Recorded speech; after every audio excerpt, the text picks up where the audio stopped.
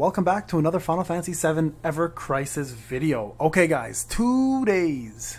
2 long freaking days before the game drops. So what I wanted to do is go over to the Final Fantasy Wiki, go over the Final Fantasy VII Evercrisis weapons and materia, how it works, what to look for, what these weapons will do for each single character, and talk about what you should be aiming for when this game drops. Okay, so the weapons are going to be through the gacha system. If everyone's aware of this, I've already mentioned in the last few videos, we will be getting the characters for free. That will not hopefully change in the future, but it may, depending on the characters that drop and will come out. But what will happen is we will be summoning for specifically the weapons themselves. So let's go ahead and look at this and talk a little bit about what to expect. Okay, so the weapons are going to be comprised of a few different things. Okay, there's going to be one core ability that the weapon has, and you can see here there's a little spelling mistake, so hopefully guys at the wiki see this, and 2 reinforcement abilities. So core abilities are the unique abilities assigned to that weapon that you equip. So if you equip a weapon, you're probably most likely going to have one ability and then 2 reinforcement abilities that follow. Okay, so reinforcement abilities provide secondary passives to a character. Both weapons' reinforcement abilities are equipped onto the character, but the level of each ability is heavily affected by whether it is a main or a sub weapon. So you can see you have main weapons and sub weapons you can equip. Each reinforcement ability is assigned a predetermined amount of points which determine their level. And equipping a weapon as a sub weapon or sub equipment halves the reinforcement points. So if there is a good weapon that you like but the ability itself is meh, you may want to put it as a sub weapon, and your main weapon should be the ability you want most with the stats that are going to best suit your character. Okay, and then of course you have materia system. Support materia can further enhance stats and indicate which sigil the weapon can deal damage to. Both main and sub weapon core abilities are slotted into the first 2 slots of the character's action time bar, ATB, command list in a battle. Both weapons' reinforcement abilities are equipped onto the character too, but it is heavily affected by whether it is a main or a sub weapon. So we talked about that, okay? So let's talk about the actual weapons, starting with Cloud. So Cloud, the highest level weapon that most people are going to want to go for, is going to be the Murasume. So this is going to be the katana sword that he has, along with he gets to wear that whole katana outfit if you decide to choose that one from the free voucher that you get, or you can probably purchase it. Now, its attack is 569, magic attack is 419, its heal is 205, and then the core ability is deal 750 physical lightning damage, range a single enemy to a single target user, requires 4 ATBs, reinforcements ability is physical attack plus 100, and then if you decide to put it as a sub weapon, it's going to be 50%. And then reinforcement ability 2 is lightning ability potency is 120%. So this, I would assume, is if you have lightning materia on, it'll increase the potency of lightning. So this is going to be the strongest weapon he currently will have in the game from an attack perspective, I believe. So let's go to the next one, Apocalypse. Now this one here has lower attack, higher magic attack, and higher healing, and deals 940% damage, physical, non-elemental damage. One single enemy critical rate is increased by 10%. So this, quite honestly, looks like the better weapon from a core ability standpoint. Still takes ATB. The physical attack though is 50% to 25%, and then magic attack though is 50 to 25%. So again, half if you go sub weapon. And then this actually increases the wind ability potency by 120%. Okay, Enhanced Sword. Much lower in physical, much higher in magic, lower in heal, deals 520% magic ice damage to all enemies. So this is going to be your AoE damage dealing move, probably good for farming, probably not very good for bosses. Okay, so you can see here the ice potency here is also increased by 120%, and the same as Apocalypse when it comes down to reinforcement abilities. Crystal Sword, even lower. Now you probably get higher heal. So magic heal is cast, potency 58% is heal of strength, range all allies, also regen is applied, and then also as all allies. So regen is obviously gives you heals over X amount of turns. This is for 3 seconds. This actually requires 5 ATB. Heal strength is 50 to 100%, and then also provides you Earth Resist. So this is more of a support unit. So you may want to do something like this as a sub in order to help your team heal, or if you're doing co-op, this would be, and you're the only healer available because of your sword, you may want to use this, right? Okay, organics, 534, so much higher in attack, much higher in, not much higher, a little bit higher in magic, and then lower in heals. Deals 750% physical non-damage to single enemy. Critical rate is also 10%. Also ailment, stun is applied, so this is going to be a good CC one. Again, single target, and then the rate is 30% for this for 5 seconds. Requires 4 ATB. Magic defense is increased by 100%. Ice resist is by 50%, okay? And then butterfly edge, very popular one. Physical, the attack is higher, the magic attack is lower, the heal is lower, defense is increased, so this is more of a defensive if you plan to play tank. For example, range is single, duration is 38 seconds, stacks plus 19, I'm not sure what that means. Max potency is high, also magic heal is cast, 13% of heal strength, so you get a heal and magic defense up. Summon ability potency is 120%. So if you, and HP, look at that, HP increase is pretty high too.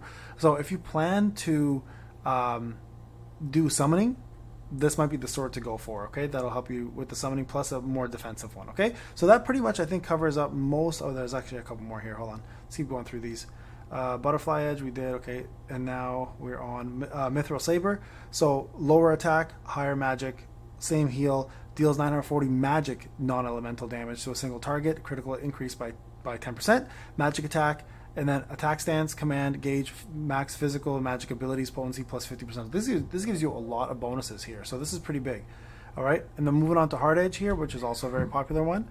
High attack, lower magic, low heal, deals 750% of non-physical damage, critical rate increase. Also defense is decreased on the opponent for 19 seconds, and also stacks, I guess, plus 6 seconds if you have more of them. And then physical and magic attack increase, wind resistance 50%. All right, Iron Blade 534, 427, 218. 520 non-physical single. Okay, this is lower. I don't know why so much lower. Attack is also decreased. This is for all enemies. And then physical damage is increased by 100%, so a little more defensive. And then critical potency is 150%. So I think this is the chance of actually critting. And then Buster Sword, the most famous sword out of all of them, 513, 449, 218, and then physical damage, and the 750 physical damage to one enemy. Critical hit increase when matching sigils are destroyed, 1.5% damage. So I'm not sure what that is yet. I haven't had a chance to play the game, but you can see here the reinforcement ability is HP up, and then physical attack and magic attack increased. So there is Cloud's weapons. They're all going to be the 5-star weapons, by the way, that you can get throughout the game. Feel free, I'll put the link on the description. It'll make the video go a little faster for you guys and smoother, and you guys can go ahead and read the weapons for each other character that you might want to be aiming for once I post that. Okay, so let's go over Barrett's now. So Flame Projector, attack is 483, 496 for magic, heal is 210, deals 520% magic fire damage to all enemies. So Barrett looks like he might be a single target / AoE damage dealer. Magic attack is increased by 100% to 50%, sorry, plus 100, 50% if it's a sub weapon. Fire ability potency is 120%, so increase in fire damage. Max raid deals 750% magic non-elemental damage to one enemy, increases crit. You can see here the magic damage is much higher, so max raid will probably be the better of the single target moves, obviously. Physical damage, physical defense is plus 100%. Critical potency increased by 150% as well, so doing more with crits.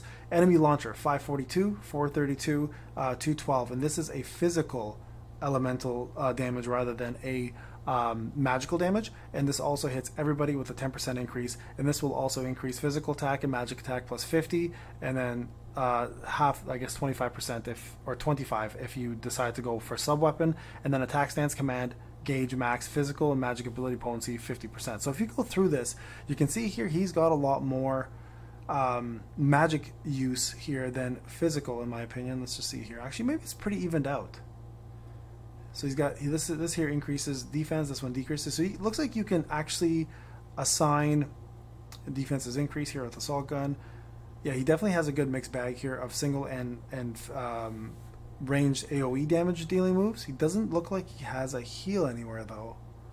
Does he heal at all? Let me just check to see if there's any healing. There's 260 healing potency. Also here you go, heal is cast, so he does have a healing move called Heavy Vulcan. So you can, it looks like what they're doing, guys, here is they're allowing a lot. Heal strength, here's another one that heals right there, heal strength. assault gun.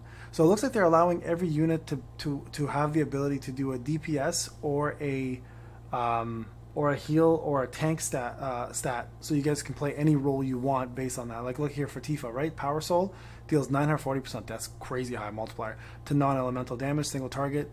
Heal strength. This one has heal strength. I'm not sure why, because it doesn't really heal here. It has magic, high magic attack and pretty decent attack. Low heal though, so this is weird that it's doing heal strength. Attack stance, magic ability potency plus 100%. Kaiser Knuckles, 750 non-elemental, 10% magic defense is decreased. Duration is 19 seconds. So this one here looks like it's the debuffing move that you want to use, especially if you're going to be using casting magic moves. And then motor drive here is 517, so higher at physical attack, deals 750 physical wind damage, single target, wind potency. So there you go. You guys can see here that she's going to be a deadly single target damage dealer. I don't see any. Did I see any AoE? This one's AoE. So Crystal is AoE. This one is single. This one is single. So we have one AoE attack so far. Let's see here. This one is single. Tiger Fangs. Single here.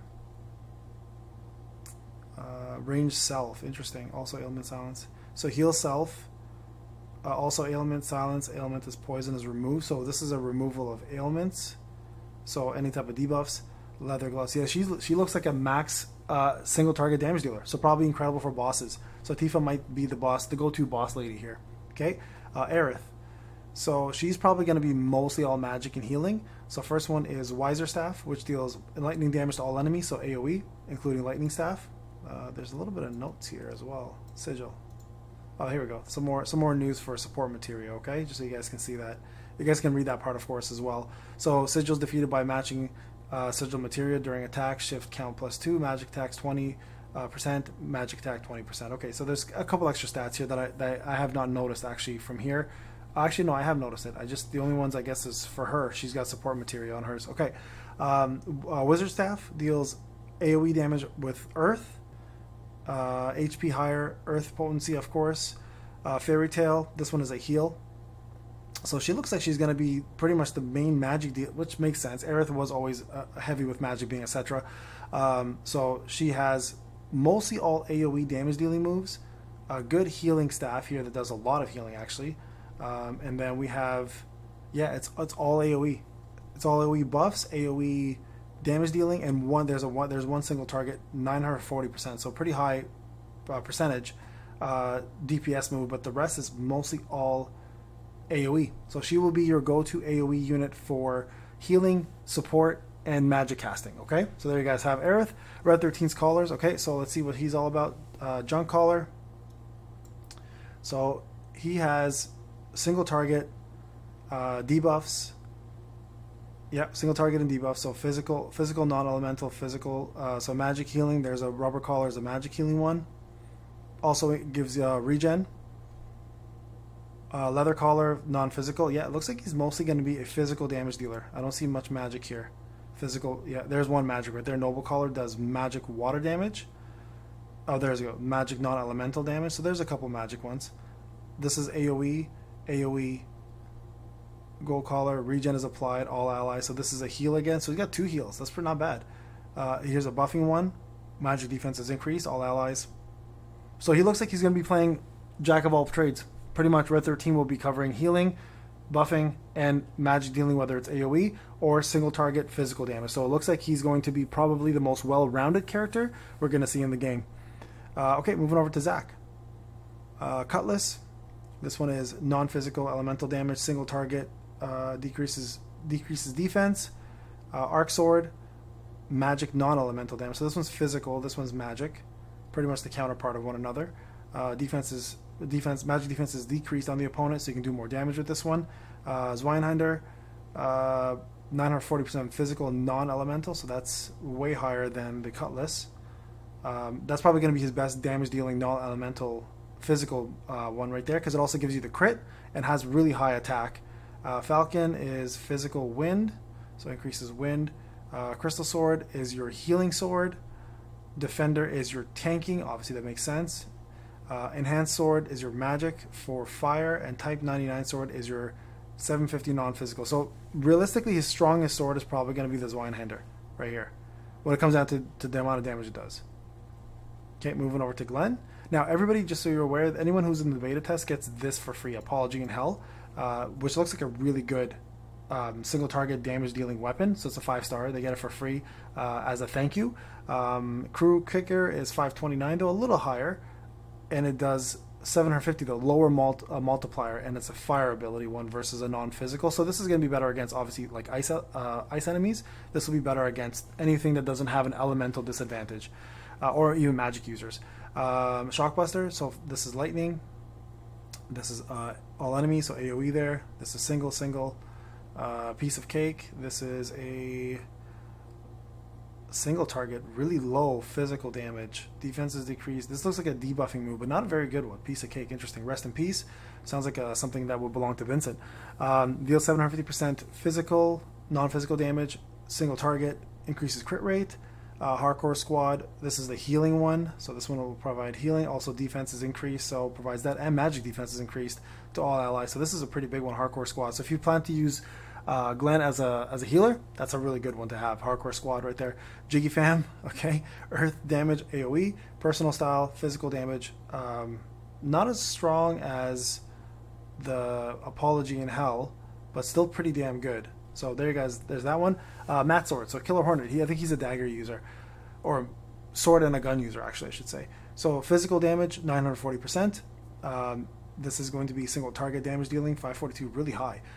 Broadsword Axis, so 940 non-elemental as well, but way lower in terms of the attack, which is, so why would you ever use this over this? So Killer Hornet looks like it's a better one. Unorthodox Raven, 419, 517, so this is a magic casting one for water. Absolute Royal, 500, so ice magic casting. This is your healing, prime numbers your healing. SP Rapier is going to be also a healing one. Interesting, so 2 healing ones. This is a little better. Hold on a sec. Oh, this is single ally versus AoE ally, so that's going to be up to you which way you want to go with that one. Core Defender. This is a buffing one, including a heal, which is still pretty good. And the heal is also AoE, includes magic defense increase. Stingray is going to be this is going to be the magic damage dealing one.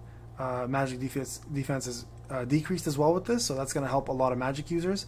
Slick Beetle, deals 750% physical non-damage, range, critical, attack is decreased, so this is debuff on attacks. Okay, so he looks like he's pretty good overall as a single target damage dealer, with the abilities to debuff magic defense down and attack down as well too, to help out your units. Now remember, these guys are all in different storylines, right? So they're not going to coexist with one another, at least so far.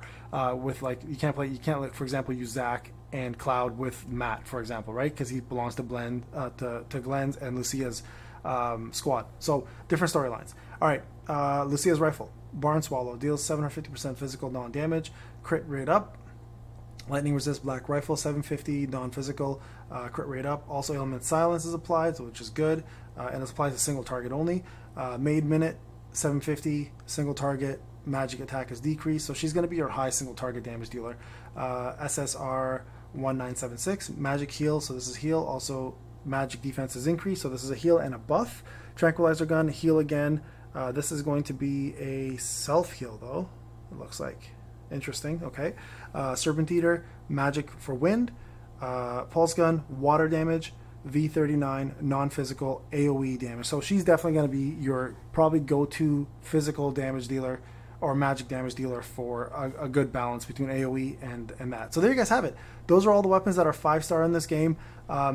It doesn't really tell you which ones to go for, but I think from reading these stats, you kind of understand which ones are the best ones to go with and which ones you want to aim for each character that you plan. Let me know in the comment sections who you guys are planning to go for from a weapon perspective and which ones and why. And I will put this description in the I'll put this link in the description below so you guys can take a look at it. 2 more days, guys. Let's get that 1.7 million subscriptions so we can get yourselves a lot of blue crystals to summon with. All right, guys, this is Payne. I'll talk to you guys in the next one.